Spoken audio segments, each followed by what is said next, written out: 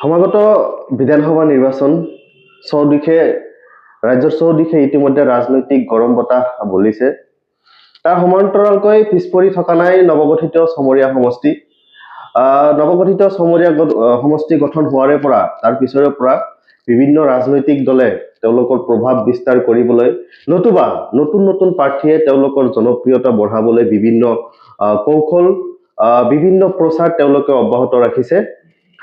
ঠিক তদৰূপ আমাৰ মাজত আন এগৰাকী কংগ্ৰেছৰ যুৱ নেতা তথা চমৰীয়া সমষ্টিৰ কংগ্ৰেছৰ প্ৰাৰ্থিত্ব প্ৰত্যাশী ফজলুল হক ডাঙৰীয়া আমাৰ মাজত উপস্থিত আছে। তেওঁ আগন্তুক সময়ত বিধানসভা নিৰ্বাচনত কংগ্ৰেছ দলৰ পৰা যিহেতু প্ৰাৰ্থিত্ব বিচাৰি আছে, সেই গতিকে চমৰীয়া সমষ্টিৰ কিছু কথা তেওঁলোকৰ পৰা জানিবলৈ বা কিছু কথা পাতিবলৈ চেষ্টা কৰিম। ফজলুল ডাঙৰীয়াক মোৰ ষ্টুডিঅ'ৰ মাজলৈ আপোনাক স্বাগতম জনাইছো। নমস্কাৰ। শেহতীয়াকৈ যেহেতু বিধানসভা নিৰ্বাচন সমাগত প্ৰত্যেক দলৰে মাজতে বিভিন্ন ধৰণৰ ৰাজনৈতিক কুচকাৱাজ আৰম্ভ হৈছে। ইতিমধ্যে আমাৰ চমৰীয়া সমষ্টিত ৰাজনৈতিক এটা বাতাবৰণৰ সৃষ্টি হৈছে। এই ক্ষেত্ৰত আপোনাৰ লগত খুব ক্লজলি খুব খোলাখালিকৈ দুই এটা কথা আচলতে জানিবলৈ চেষ্টা কৰিম। চমৰীয়া সমষ্টিৰ ভিতৰুৱা যেহেতু আপুনি এজন স্থানীয় প্ৰাৰ্থী, ইয়াৰ স্থানীয় বাসিন্দা আপুনি, সেই গতিকে আপোনাৰ লগত খুব খোলাখালিকৈ কিছু কথা পাতিবলৈ চেষ্টা কৰিম যদি মোক আপুনি সহযোগিতা কৰে। নিশ্চয় কৰা যাব। শেহতীয়াকৈ পোনপটীয়া আপোনাক এটা কথা জানিবলৈ বিচাৰিম। চমৰীয়া সমষ্টিত কংগ্ৰেছৰ মাজত কংগ্ৰেছীৰ মাজত কিবা যুদ্ধ হোৱা যেন পৰিলক্ষিত হৈছে কিছুদিনৰ পৰা। এই ক্ষেত্ৰত আপুনি কি ক'ব বিচাৰে? আপুনি যিটো প্ৰশ্ন কৰিছে খুবেই গুৰুত্বপূৰ্ণ প্ৰশ্ন। চাওক, আমাৰ এই নৱগঠিত চমৰীয়া সমষ্টিটো প্ৰায় 50 বছৰ পিছত আমাৰ সাধাৰণ মানুহৰ কাৰণে মুকলি হৈছে। আগতে আছিল কাৰণে সংৰক্ষণ হৈ আছিল, কিন্তু তেতিয়া আমাৰ স্থানীয় মানুহখিনি প্ৰতিনিধি হ'ব পৰা তাৰমানে নাছিলে। যেতিয়া সমষ্টিটো মুকলি হ'ল বা জেনেৰেল হ'ল, অপেন হৈ গ'ল, যেতিয়া আমাৰ লোকেল মানুহখিনিয়ে বিচাৰিছে যে আমাৰ কোনোবা ঘৰৰ ল'ৰা এটা বিধায়ক হওক, কিন্তু ইয়াত আগৰ পৰাই প্ৰতিনিধিত্ব কৰে। ইয়াত নহয়, ছয়গাঁও সমষ্টিৰ বিধায়ক এজন, তেখেতে ছয়গাঁৱত প্ৰতিনিধি কৰি আছিল। কিন্তু এই বিধানসভা নিৰ্বাচন যেতিয়া দিন চমু চাপি আহিল, তেখেতে নিজকে মহাপ্ৰতাপী বুলি ভাবি আমাৰ চমৰীয়া ব্লকৰ, বিশেষকৈ নৱগঠিত চমৰীয়া সমষ্টিত চমৰীয়া ব্লকৰ যিখিনি ভাৰতীয় জাতীয় কংগ্ৰেছ দলৰ সংগঠন আছিল, আপুনি ব্লক কংগ্ৰেছেই কওক, ব্লক মহিলা কংগ্ৰেছেই কওক, মাইনৰিটি কমিটিয়েই কওক, এইবোৰ কমিটিত যেতিয়া ছয়গাঁও সমষ্টিৰ বিধায়কজনে অনাধিকাৰভাৱে প্ৰৱেশ কৰি হস্তক্ষেপ কৰা আৰম্ভ কৰিলে, আপুনি নিশ্চয় জানে, আমাৰ যিহেতু আপুনি স্থানীয় সংবাদদাতা বা স্থানীয় সমাজকৰ্মী, আপুনি আমাৰ 4-5জন ব্লক সভাপতি এই বিধায়ক ছয়গাঁও সমষ্টিৰ বিতাৰ্কিত বিধায়কজনে ভাঙা পতা কৰিলে। যেতিয়া আমি তৃণমূল পৰ্যায়ৰ মানুহ, তাকো 3 মাহৰ ভিতৰত 4টা, যিহেতু আমি তৃণমূল পৰ্যায়ৰ মানুহখিনিৰ লগত এই কামটো কোনে কৰিছিল বুলি ভাবে আপুনি? এইটো মই যিমান দূৰ পালো, ছয়গাঁও সমষ্টিৰ বিতৰ্কিত বিধায়ক ৰেখিবুদ্দিন ডাঙৰীয়াই তেওঁৰ প্ৰত্যাশা বহুত বেছি, যিহেতু ছয়গাঁৱৰ বিধায়ক আছিল। এইবাৰ মানে ছয়গাঁও এটা পাৰ্ট আৰু বকো সমষ্টি এটা পাৰ্ট, চুমিৰা ব্লক আৰু গৰাইমাৰী ব্লক বুলি নৱগঠিত চমৰীয়া সমষ্টি হৈছে। তেখেতে মানে প্ৰত্যাশিত হৈ থাকিছে তেখেতে বিধায়ক হ'ব। কিন্তু আমাৰ যি সপোন, আমাৰ স্থানীয় মানুহখিনিৰ যি সপোন যে আমাৰ ঘৰৰ ল'ৰাই এবাৰ নেতৃত্ব ল'ব, এই বিষয়ত তেখেতে চিন্তিত হৈ যাতে আমাৰ ভাৰতীয় জাতীয় কংগ্ৰেছ দলৰ ভেটিটো দুৰ্বল কৰিব পাৰে, তাৰ কাৰণে এনেকুৱা এটা মানে তলৰ ৰাজনীতি কৰা আৰম্ভ কৰিলে, যিসকল মানুহে আমাৰ 10 বছৰ চৰকাৰ নাই, চৰকাৰ নথকা স্বত্বেও ৰাতি দিনে একাকাৰ কৰি নিজে নোখোৱাকৈ দলৰ কাম কৰি আছে। পুৰণা মানুহখিনিয়ে ব্লক কংগ্ৰেছৰ সভাপতি গুলজাৰেই কওক, এই আপোনাৰ হেৰি আছিল তাজউদ্দিনেই কওক, গিয়াছ আছিল, এইবোৰ মানুহে মানে সংগঠন চলাই আছিল। কিন্তু যেতিয়া ভাঙা পাতা ৰাজনীতি আৰম্ভ কৰিলে, তেতিয়া আমাৰ মানুহখিনি উত্তেজিত হৈ গৈছে। আৰে আমি ভাৰতীয় জাতীয় কংগ্ৰেছ দলটো একদম তৃণমূল কৰ্মীৰ লগত মিলি তাতে দলৰ ভেটি শক্তিশালী কৰি আগন্তুক 26ৰ নিৰ্বাচনত অসম প্ৰদেশ কংগ্ৰেছৰ মাননীয় সভাপতি গৌৰৱ গগৈ ডাঙৰীয়াৰ হাত শক্তিশালী কৰাৰ কাৰণে নৱগঠিত চমৰীয়া সমষ্টিত চুমিৰা ব্লকৰ তৃণমূল পৰ্যায়ৰ কংগ্ৰেছ কৰ্মীখিনিয়ে দিনে ৰাতি একাকাৰ কৰি কষ্ট কৰি আছে। যেতিয়া এই মানুহখিনিক এই ভাঙা পাতা কৰি মনটো নষ্ট কৰি দিয়ে, তেতিয়া দলৰ ভেটিটো দুৰ্বল হয়। এই বিষয়ে আমি চিন্তিত, আৰু যিমান দূৰ পাৰো আমি দলৰ হাইকমাণ্ডৰ লগতো জনোৱা গৈছে আৰু জনোৱা যাব, যাতে আমাৰ তৃণমূল পৰ্যায়ৰ কংগ্ৰেছ কৰ্মীখিনিৰ মন নাভাঙে। ঠিকে আছে, আপোনাৰ কথালৈ আহিম বাৰু। আমি যিহেতু চমৰীয়া সমষ্টিৰ কথা কৈ আছো, মই প্ৰশ্নটো এনেকুৱা কৰিছিলো যে চমৰীয়া কংগ্ৰেছ দুফালত বিভক্ত হৈছিলে, তাৰ পৰিপ্ৰেক্ষিতত আপুনি বহুখিনি কথা ক'লে ইতিমধ্যে। আৰু এটা কথা জানিবলৈ চেষ্টা কৰিম, শেহতীয়াকৈ ব্লক কংগ্ৰেছৰ কথা আপুনি উল্লেখ কৰিছে। সন্মানীয় বিধায়ক ৰেকিবউদ্দিন আহমেদ, তেখেত ছয়গাঁৱৰ বিধায়ক আছিলে, ছয়গাঁও সমষ্টি পুনৰ নিৰ্ধাৰণ কৰাৰ পিছত যিহেতু ছয়গাঁও সমষ্টিৰ কিছু এটা অংশ আৰু বকো সমষ্টিৰ কিছু এটা অংশ MLA কিন্তু ৰানিং হৈ আছে, এতিয়াও MLA পদটো খাৰিজ কৰা হোৱা নাই। সেই পৰিপ্ৰেক্ষিতত চমৰীয়া সমষ্টিত বা চমৰীয়া ব্লকত ৰেকিবউদ্দিন আহমেদৰ যি আপোনাৰ ভঙা পতাৰ যিটো খেল, এইটো দলীয় নীতি উলংঘা কৰাৰ লগতে ৰানিং বিধায়িকা যিগৰাকী বকো সমষ্টিৰ বিধায়িকা নন্দিতা দাসক তেওঁক দলীয়ভাৱে সেৱা প্ৰত্যাপন্ন কৰা হৈছে নেকি? চাওক, এইটো কথা মই আপোনাক প্ৰথমতে প্ৰতিক্ৰিয়া কৰিছো। আপুনি যিটো কথা কৈছে 26ত নিৰ্বাচন হ'ব, এই নিৰ্বাচনত আমাৰ বিধায়ক নিৰ্বাচিত হ'ব। ছয়গাঁও সমষ্টিৰ বিধায়ক হয়, অবিভক্ত ছয়গাঁও সমষ্টিৰ বিধায়ক ৰেকিবউদ্দিন আৰু অবিভক্ত বকো সমষ্টিৰ বিধায়িকা নন্দিতা দাস। যিহেতু আমাৰ কাৰণে হাজাৰ সমষ্টি হৈ গ'ল, তাত আমাৰ স্থানীয় মানুহে নিৰ্বাচন খেলিব। গতিকে ইয়াত আহি সমষ্টিৰ বাহিৰৰ কোনোবাই, তেখেত আছিল ছয়গাঁৱৰ বিধায়ক, মই লৈ নকৰো, কিন্তু এইবাৰ নৱগঠিত মানুহৰ আপুনি দাবীটো কি?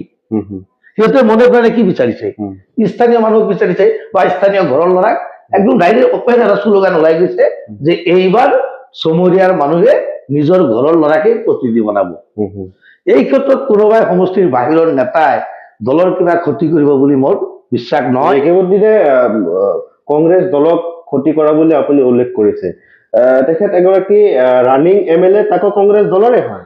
এই ক্ষেত্ৰত হাইকমাণ্ডে ৰেকিবউদ্দিনক বিহিত ব্যৱস্থা নকৰাৰ কাৰণ কি হ'ব পাৰে? যিমান দূৰ মই গম পাইছো, তেখেতৰ হাতটো হ'ল দিল্লীত লগত। প্ৰদেশ কংগ্ৰেছৰ যিখিনি বিষয় আপুনি নিশ্চয় গম পাব, সামাজিক মাধ্যমত ওলাব বা নিউজতো ওলাব, অসম প্ৰদেশ কংগ্ৰেছৰ যিজন সভাপতি খুব তীক্ষ্ণ আৰু মেধাসম্পন্ন ব্যক্তি গৌৰৱ গগৈ ডাঙৰীয়া, জানে আপুনি সৰ্বভাৰতীয় ৰাজনীতিক ব্যক্তিসকলৰ লগত যদি তুলনা কৰে, অদ্বিতীয় গৌৰৱ গগৈ ডাঙৰীয়া। গতিকে সেই ব্যক্তিজনক ব্লেকমেইলিং কৰিব নোৱাৰি তেখেতে দিল্লীৰ কোনোবা নেতাৰ ভৰিত ধৰি আমাৰ সমষ্টিত কংগ্ৰেছ দলটোৰ যে ভেটি দুৰ্বল কৰি আছে, এই বিষয়ে আমি অৱগত কৰাইছো প্ৰদেশ কংগ্ৰেছ সভাপতি মহোদয়। গতিকে নিশ্চয় বিহিত ব্যৱস্থা ইয়াৰ ওপৰত হ'ব, নিশ্চয় হ'ব, নিশ্চিতভাৱে হ'ব।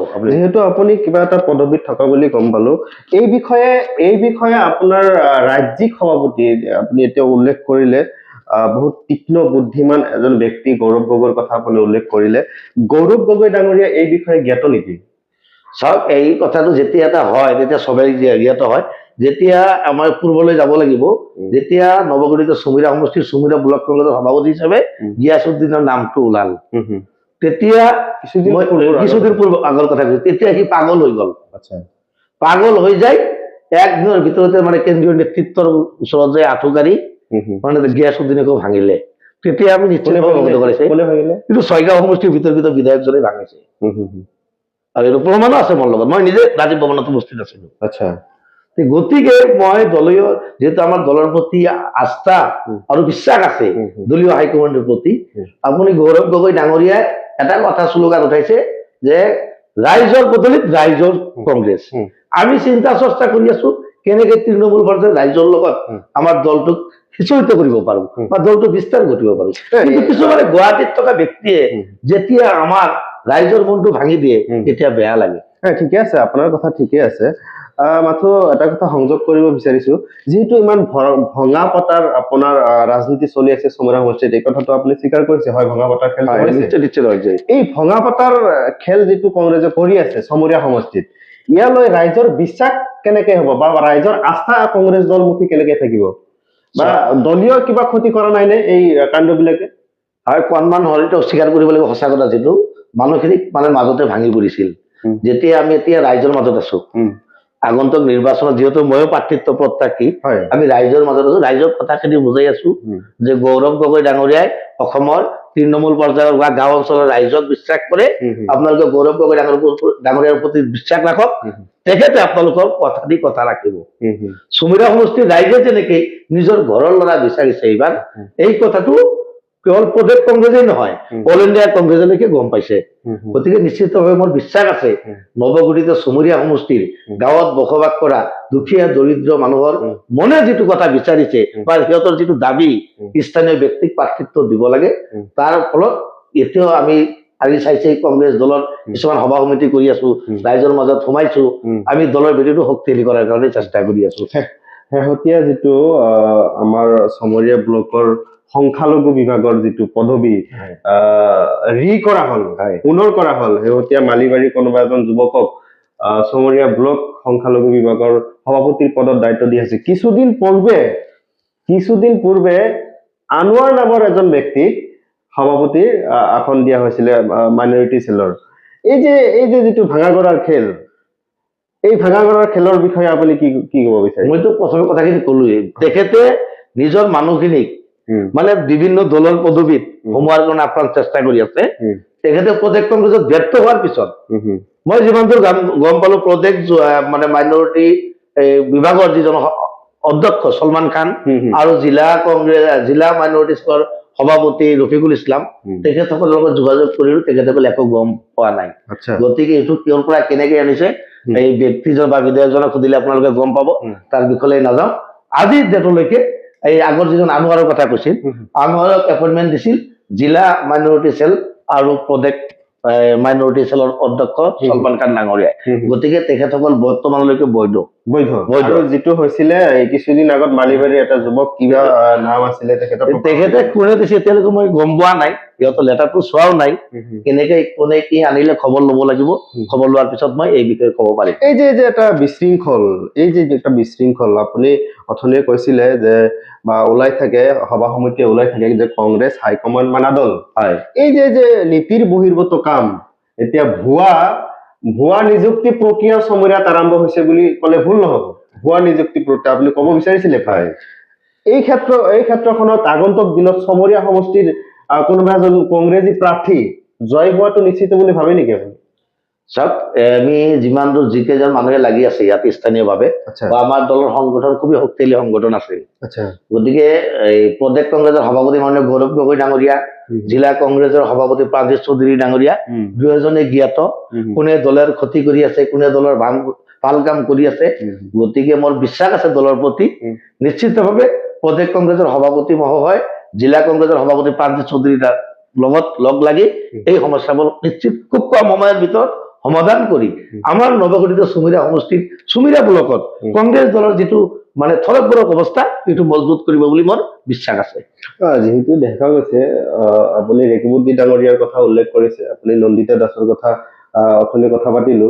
এই যে তেওঁলোকে যে নীতিৰ বহিৰ্ভূত কিছু কাম কৰিছে, আপুনি কোৱাৰ দৰে নীতিৰ বহিৰ্ভূত কিছু কাম কৰিছে, এই কাৰ্যকলাপৰ বিৰুদ্ধে তেওঁলোকৰ বিৰুদ্ধে লিখিত কিবা অভিযোগ দিয়া হৈছে নেকি? নিশ্চিতভাৱে দিয়া গৈছে, আৰু প্ৰদেশ কংগ্ৰেছৰ সভাপতি মহোদয় এনেকুৱা এজন মানে সভাপতি আমি প্ৰথমে কেতিয়াও পোৱা নাছিলো। অসমৰ প্ৰত্যেকটো গাঁৱত মানে আমাৰ মাননীয় সভাপতি গৌৰৱ গগৈ ডাঙৰীয়াৰ নিজাববীয়াকৈ তেখেতৰ কিছুমান মানুহ আছে। গৌৰৱ গগৈ ফেন ক্লাবেই কওক আৰু কিবা কিবি তেখেতৰ নিজা মানে মানুহ আছে, চৌথ আছে। ইয়াত আমি কি কৰি আছো, কথাখিনি আমাৰ আগতেই প্ৰদেশ কংগ্ৰেছৰ সভাপতি মহোদয় গম পায়। গতিকে প্ৰদেশ কংগ্ৰেছৰ সভাপতিৰ ওপৰত বিশ্বাস আছে, কোনে দলৰ ক্ষতি কৰি আছে ইয়াৰ এটা সিদ্ধান্ত খুব কম সময়ৰ ভিতৰত ল'ব।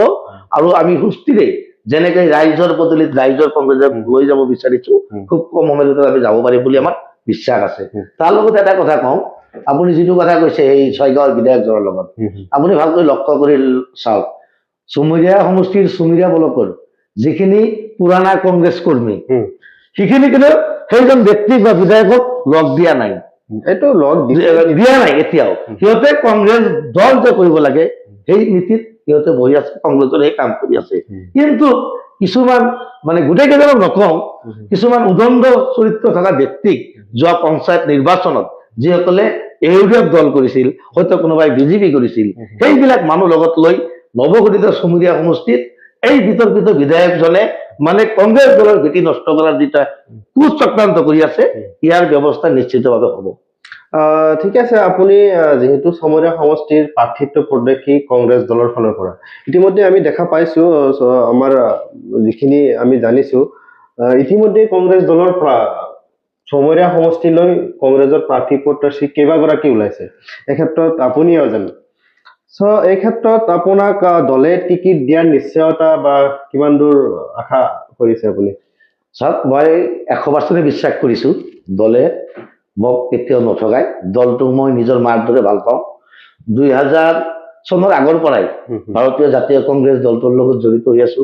আচ্ছা বিভিন্ন সময়ত বিভিন্ন দলৰ পদবীত আছো। হুম। আনকি তৃণমূল পৰ্যায়ৰ কৰ্মী হৈ মই নিজকে ডাঙৰ বুলি নকওঁ। বৰ্তমান তৃণমূল পৰ্যায়ৰ এজন কৰ্মী। আচ্ছা দলৰ বেনাৰ পোষ্টাৰ লগাইছো, দলৰ দুৰ্দিন সুদিন সকলো চাইছো। গতিকে বিগত 10 বছৰত যেনেকে আমি দুৰ্দিনত আছো, আমি কোনো দল ত্যাগ কৰা নাই। আচ্ছা দলৰ মাৰ যেতিয়া বেমাৰ হয় তেতিয়া আমি সন্তান হিসেবে দুখ পাওঁ। আচ্ছা আমাৰ দুখ লাগিছে 10 বছৰত আমাৰ সৰকাৰ নাই। সৰকাৰ আনাৰ কাৰণে আমি প্ৰত্যেক গাঁও অঞ্চলত প্ৰত্যেক চুবুৰীয়ে চুবুৰীয়ে আমি দলৰ কাম কৰি আছো। যে অন্তৰেৰে সঁচা অন্তৰেৰে দলৰ কাম কৰিছো মই। আৰু ইমান দিনে পুৰাণা ব্যক্তি হিচাপে মোৰ এটা বিশ্বাস আছে, যদি মই অন্তৰেৰে দল কৰিছো, দলৰ হাইকমাণ্ডৰ প্ৰতি বিশ্বাস আছে, যদি মই প্ৰকৃত কংগ্ৰেছী, নিশ্চিতভাৱে মোক আগন্তুক দিনত মানে প্ৰাৰ্থিত্ব প্ৰদান কৰি চমুৰীয়া সমষ্টিৰ মানুহক সেৱা কৰাৰ সুযোগ দলে প্ৰদান কৰিব বুলি মই বিশ্বাস প্ৰাৰ্থিত্ব আছে। প্ৰত্যাশী আপুনি নাপালে, যদি চমৰীয়া সমষ্টিৰ পৰা টিকিট নাপায়, আপোনাৰ স্থিতি কি হ'ব? নিশ্চিতভাৱে মই কংগ্ৰেছ, আজি কংগ্ৰেছ, কালি কংগ্ৰেছ, পৰহি গলো, খাবলৈ পালেও কংগ্ৰেছ, নাখালেও কংগ্ৰেছ, কংগ্ৰেছ কংগ্ৰেছ। এই দল চেঞ্জ কৰা নীতিটো মোৰ মাজত নাই। মই প্ৰথমে কৈ লৈছো নহয়, দলৰ দুৰ্দিন সুদিন চব উপভোগ কৰিছো, অভিজ্ঞতা হৈ গৈছে। এতিয়া পুৰি পুৰি অৱস্থা শেষ। আমি যেতিয়া দল ত্যাগ কৰা বস্তুটো বহুত বেয়া পাওঁ। কিন্তু যোৱা পঞ্চায়ত নিৰ্বাচনত কিছুমান কংগ্ৰেছৰ নেতাক মই যে কলো বিতৰ্কিত ব্যক্তিজন, সেই বিতৰ্কিত ব্যক্তিজনৰ তুলনাত আমাৰ নৱগঠিত চমুৰীয়া সমষ্টিৰ চমুৰীয়া ব্লকৰ সোণতলী টোপামাৰী জিলা পৰিষদৰ প্ৰাৰ্থীজন ইউডিএফৰ পৰা জিকাইছিল। কোনে জিকালে? এইজন বিতৰ্কিত বিধায়কৰ কথাত কিছুমান বিতৰ্কিত মানুহখিনি, সেইখিনি মানুহ লগত লৈ কথাটো আপুনি স্পষ্টকৈ কওক। আপোনাৰ টোপামাৰীৰ যিগৰাকী জিলা পৰিষদ হয় ইউডিএফৰ পৰা হৈছে, ইউডিএফৰ পৰা হৈছে, আপুনি কি ক'ব বিচাৰিছে যে বিতৰ্কিত বিধায়কৰ কাৰণে তেওঁ ইউডিএফৰ পৰা? নিশ্চিতভাৱে গড়মাৰী ব্লকৰ কিছুমান কংগ্ৰেছ কৰ্মীক জনেৰে সহায় কৰিছিল এই বিধায়কজনে। কাক সহায় কৰিলে? প্ৰাৰ্থী এই দিলৱাৰা হাছিনক। আচ্ছা, দিলৱাৰা হাছিনক সহায় কৰাৰ কেইবাটাও কাৰণ আছে, আপোনালোকে সাংবাদিক মানুহ খবৰ ললে গম পাব। যোৱা পঞ্চায়ত নিৰ্বাচনত যিদিনা জিকিলে দিলৱাৰা হাছিন, সেই বিধায়কজনৰ ডাঙৰ VIP গাড়ী দি টোপামাৰীলৈকে থৈ গৈছে এই বিধায়কজনৰ সাংগু পাংগুৱে। আচ্ছা, গতিকে এবাৰ ইউডিএফক সহায় কৰিব, এবাৰ বিজেপিক সহায় কৰিব, সেই ব্যক্তিক চাই চমুৰীয়া সমষ্টিৰ মানুহে মানে বিশ্বাস নকৰে। মোৰ বিশ্বাস আছে ইয়াতে উপযুক্ত প্ৰাৰ্থী আৰু বহু কেইগৰাকী আছে, নিশ্চয় আছে। মই নাম কেইটা উল্লেখ কৰা নাই যদি আপুনি গম পায়। আৰু কেইবাগৰাকী কংগ্ৰেছৰ টিকট প্ৰত্যাশী ইতিমধ্যে তেওঁলোকৰ নিজৰ স্থিতি সবল কৰা বা সাংগঠনিক দিশ তেওঁলোকে যথেষ্ট দিনে নিশাই কাম কৰি আছে। এই ক্ষেত্ৰত আপোনাৰ কিছু কথা আমি জানিবলৈ পালো এতিয়া। আপোনাক ৰাইজে বিশ্বাস কেনেকে ল'ব যে নৱগঠিত চমৰীয়া সমষ্টিত আপোনাক MLA বনোৱাৰ পিছত আপুনি ৰাইজক কি কি আশ্বাস দিব? চাওক, মই ৰাইজৰ মাজতে আছো। মই কলো নহয় 20-22 বছৰৰ পৰা মই ৰাইজৰ লগত আছো, এবাৰো দল চেঞ্জ কৰা নাই। মই 15 বছৰ তৰুণ গগৈ ছাৰ মুখ্যমন্ত্ৰী থাকোতে চহৰ উন্নয়ন বৰ্ড আৰু সংখ্যালঘু উন্নয়ন বৰ্ডৰ সদস্য হিচাপে এই চমুৰীয়া ব্লকত ৰাইজৰ লগত মই আছিলো। প্ৰত্যেকটো ৰাইজৰ লগত যিমান পাৰো সহায় সহযোগিতা কৰিছো, দলটোৰ কাম কৰিছো। বিভিন্ন সময়ত মই এজন সাধাৰণ কৃষকৰ ল'ৰা, কৃষক মানুহখিনিৰ কি দুখ যন্ত্ৰণা বা নৱগঠিত চমুৰীয়া সমষ্টিৰ ৰাস্তা ঘাটৰ যি অভাৱ অভিযোগ, এইবোৰত মই ভোগা মই এজন ব্যক্তি বা এই কিছুমান ব্যক্তিয়ে সকল কৰা সুবিধা ঘৰৰ ল'ৰা মই। গতিকে আমাৰ কংগ্ৰেছ কৰ্মীখিনিয়ে দিনে নিশাই নোখোৱাকৈ দলৰ কাম কৰে। সেই মানুহখিনিৰ দুখ দুৰ্গতি দেখি মই নিজে নিজে ভাবিলো, যিহেতু ময়ো ইমান পুৰণা এজন ব্যক্তি, গতিকে দলৰ পৰা মই এইবাৰ প্ৰাৰ্থিত্ব খুজিম। দলে যদি মোক সুবিধা কৰি দিয়ে, এই নৱগঠিত চমুৰীয়া সমষ্টিৰ দুখীয়া দৰিদ্ৰ নিচলা কৃষকখিনিক আৰু শিক্ষিত যুৱকখিনিক আগুৱাই লৈ যোৱাৰ সপোনেৰে মই নৱগঠিত চমুৰীয়া সমষ্টিত ওলাইছো। সেই হিচাপত মোৰ বিশ্বাস আছে দলে মোক নঠগায়। আৰু যি কেইজন প্ৰাৰ্থিত্ব প্ৰত্যাশীৰ কথা কৈছে, আপুনি প্ৰত্যেকটোৰ বায়'ডাটা মই আপোনাৰ বাই চেলেঞ্জেৰে কৈছো, প্ৰত্যেকজনেৰে বায়'ডাটা লওক। সিহঁত কিমান দিনৰ কংগ্ৰেছী, হয় সিহঁতৰ টকা পইচা আছে। মই কৈছো কি সাধাৰণ কৃষকৰ ল'ৰা, মই আপোনাৰ কি শ্ৰমিক শ্ৰেণীৰ ঘৰৰ ল'ৰা, মই নিজে এজন শ্ৰমিক। আগতে ভাৰতীয় জাতীয় কংগ্ৰেছ দলটোৰ যিখিনি মানে কৰ্মকৰ্তা আছিল, যিখিনি ডাঙৰ ডাঙৰ নেতা হৈ আছিল, শ্ৰমিকৰ নেতা হৈয়ে প্ৰতিনিধি হৈছিল।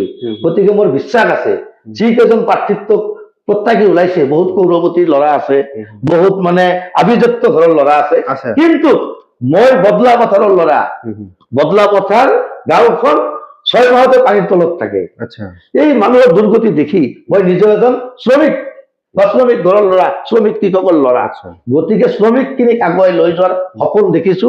এই কথাটো মই প্ৰদেশ কংগ্ৰেছৰ মাননীয় সভাপতি গৌৰৱ গগৈ ডাঙৰীয়াক অৱগত কৰাইছো, দলক অৱগত কৰাইছো। গতিকে দলৰ প্ৰতি মোৰ বিশ্বাস আছে, মাননীয় সভাপতিৰ বিশ্বাস আছে।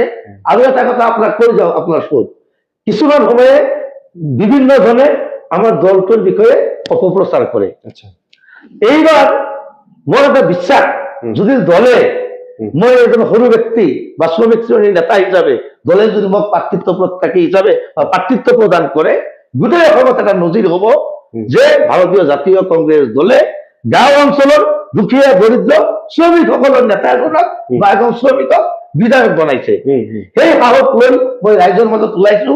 মই মানুহৰ টকা পইচা চাই ভয় নকৰো, কোনোবা আভিজাত্য চাই ভয় নকৰো, কোনো গুণ্ডা মস্তানক ভয় নকৰো। মোৰ এটাই সপোন, নৱগঠিত চুবুৰীয়া সমষ্টিৰ যিখিনি মানুহ আৰ্থিকভাৱে দুৰ্বল, সামাজিকভাৱে অৱহেলিত, হয়তো সমাজৰ দ্বাৰা লাঞ্ছিত বঞ্চিত, সেই মানুহখিনি বুকুত সাৱটি লৈ সমাজত প্ৰতিষ্ঠা কৰাৰ প্ৰতিশ্ৰুতিৰে সেই শিক্ষিত মানুহখিনিক আগুৱাই লৈ যোৱাৰ সপোন দেখিছো। এই সপোন বাস্তৱ কৰাৰ কাৰণে আপোনাৰ চৰ জৰিয়তে প্ৰদেশ কংগ্ৰেছৰ মাননীয় সভাপতিক আগতেও কৈছো, আজিও কৈছো, আৰু নৱগঠিত চুবুৰীয়া সমষ্টিৰ ৰাইজক অনুৰোধ জনাইছো, আপোনালোকে অলপ আশীৰ্বাদ দিয়ক। মই আপোনালোকৰ ল'ৰা, মই আপোনালোকৰ দৰে দুখীয়া পৰিয়ালৰ ল'ৰা, কৃষকৰ সন্তান, এজন শ্ৰমিক ল'ৰা হিচাপে বিভিন্ন সময়ত আপোনালোকৰ লগত যেনেকৈ আছো, ভৱিষ্যতেও থাকিম, এই প্ৰতিশ্ৰুতি দিছো। হে প্ৰত্যেকজন নৱগঠিত চুবুৰীয়া সমষ্টিৰ বাসিন্দাৰ পৰা দুৱা আশীৰ্বাদ সুপৰামৰ্শ লৈ আগন্তুক দিনত আগুৱাম বুলি মই আপোনাৰ ওচৰত প্ৰতিশ্ৰুতি দিলো। ঠিকে আছে, যিহেতু আমাৰ সময় কম, আমি এৰিব লাগিব। শেষত এটাই মাত্ৰ প্ৰশ্ন, এই যে যিটো বিশৃংখলতা, এইটো যিটো ভাগ ভাগ, অমুকপন্থী তমুকপন্থী, অমুকে অমুকপন্থী তমুকে তমুকপন্থী, এই যে পদবীৰ হাল সলনি, শেষত আপুনি হাইকমাণ্ডক কি জনাব বিচাৰিব? মই এটা কথা জনাম, হয়তো কোনোবা পন্থী হ'ব পাৰে, নেতাবিলাকৰ মাজত পন্থী, হয়, আৰু কিছুমান দলীয় কৰ্মকৰ্তাক দেখা পাওঁ, দলীয় নেতা কিছুমানক এই সমষ্টি লেভেলৰ বা মণ্ডল পৰ্যায়ৰ বা ব্লক পৰ্যায়ৰ সিহঁতে নেতাৰ গোলামী কৰে। আচ্ছা আমি চাওঁ কি, মই ফজলুল বিচাৰো আমি দুখীয়া দৰিদ্ৰ মানুহৰ গোলামী কৰো। আচ্ছা গতিকে দুখীয়া দৰিদ্ৰ মানুহৰ গোলামী কৰাৰ ইচ্ছা আছে, আৰু এই সপোনটো অসম প্ৰদেশ কংগ্ৰেছৰ সভাপতি মাননীয় গৌৰৱ গগৈ ডাঙৰীয়াৰ সপোন যে আপোনালোকে অসমৰ দুখীয়া মানুহৰ গোলাম হওক, কোনোবা ধনী দুলাল বা ক্ষমতাশালী ব্যক্তিৰ গোলাম হৈ লাভ নাই। গতিকে দুখীয়া মানুহখিনি গৌৰৱ গগৈৰ লগত আছে, দল শক্তিশালী দুখীয়া মানুহখিনি কৰিব। কিন্তু নেতাখিনি আপোনালোকে জানেই সিহঁতৰ কি, সিহঁতে মানে আজি ইয়াৰ কালি তাৰ, তাৰ উদ্দেশ্যটো বেলেগ। নাইৰ মুকলি কৰি ক'ব নোৱাৰো। শেষত আমি শেষ কৰিব লাগিব। শেষত যিটো পোনপটীয়া প্ৰশ্ন মই কৰিছিলো, এইটো ভাগা পতাৰ যিটো খেল চলি আছে আমাৰ, বিশেষকৈ আমাৰ সমষ্টিখনত, এই বিষয়ে আপুনি দলৰ হাইকমাণ্ডক কি ক'ব বিচাৰিব? দলে গোটেইখিনি কথা গম পাইছে, আৰু এই সিদ্ধান্ত চুবুৰীয়া সমষ্টিত ৰাইজে ল'ব। কোনে দলৰ ক্ষতি কৰি আছে, ৰাইজৰ আদালত হল সকলোতকৈ ডাঙৰ আদালত। এটা কথা মনত বিচাৰ পাঠক, ৰাইজৰ আদালত সকলোতকৈ ডাঙৰ আদালত। গতিকে ৰাইজে চাই আছে, ৰাইজে যেতিয়া উত্তেজিত হ'ব গমেই পায় মই কোন, মই দুখীয়া দৰিদ্ৰ ঘৰৰ ল'ৰা, মই যদি বেয়া কাম কৰো ৰাইজে মোক এৰিব নেকি? গতিকে যিহঁতে বেয়া কাম কৰি আছে হিচাপটো মনত ৰাখক, ৰাইজৰ যেতিয়া আদালত আৰম্ভ হ'ব তেতিয়া ৰাইজৰ মুখত পৰিব নৱগঠিত চুবুৰীয়া সমষ্টিৰ কংগ্ৰেছ কৰ্মীখিনিৰ মনত বেছিকৈ আঘাত দিলে গছত বান্ধি খুৱাবলৈ বাধ্য হ'ব। ঠিক আছে, আপোনাক ধন্যবাদ জনাইছো, আপোনাৰ বহুমূলীয়া সময় যিহেতু আমাক দিছে। এইখিনিতে MB নিউজ এনিৰ সমূহ দৰ্শকসকলক ধন্যবাদ জ্ঞাপন কৰিছো। আমি নিশ্চয় আগলৈকে কোনোবা এটা ট্ৰপিক লৈ, কোনোবা এটা ৰাজনৈতিক ব্যক্তি নাইবা সামাজিক ব্যক্তিক লৈ আমি উপস্থিত হম। আপোনালোকে চাই থাকক MB নিউজ এনি। ধন্যবাদ।